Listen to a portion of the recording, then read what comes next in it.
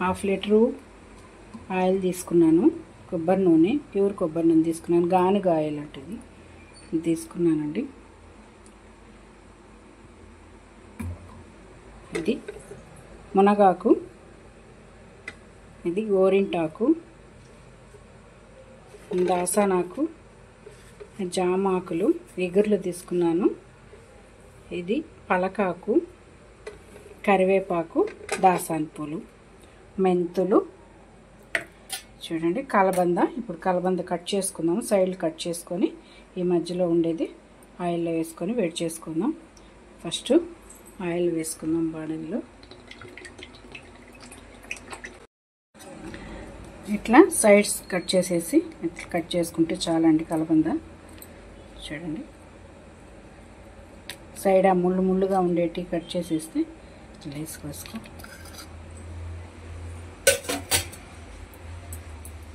ఇప్పుడు ఆయిల్ వేడెక్కిందో లేదో చూసుకొని, వేడెక్కింది ఆయిల్. ఫస్ట్ మునగాకు వేసుకుందాం.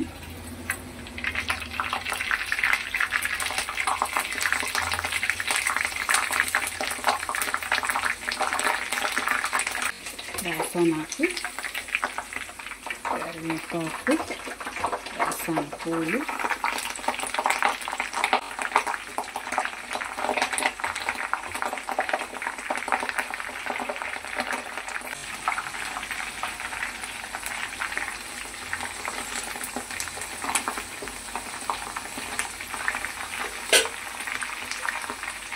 కలబంద కూడా వేసేసుకోవాలి. ఇప్పుడు మెంతులు,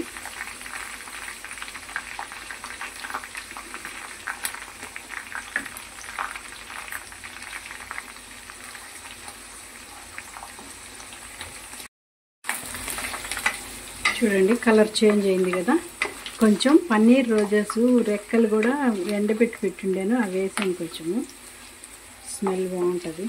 హెయిర్ ఫాల్ ఎక్కువగా ఉంటుంది. ఇప్పుడు నా జుట్టు బాగునిందండి, ఊడిపోయిందంతా.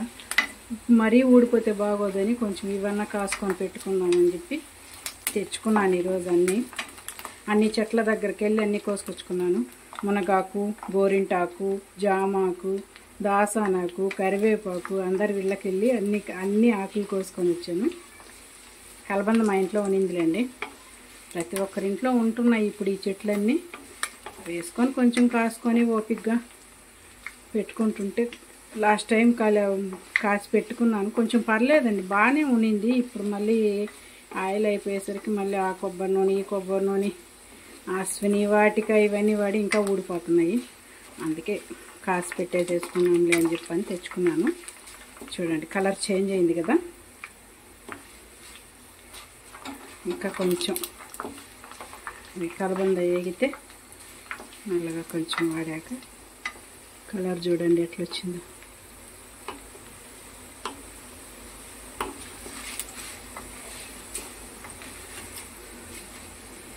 నైట్ అంతా చల్లారాక నైట్ అంతా అట్లే ఉంచేసేస్తాను కాసేసి, మార్నింగ్ బాటిల్కి తీసి పెట్టేసుకున్నాం.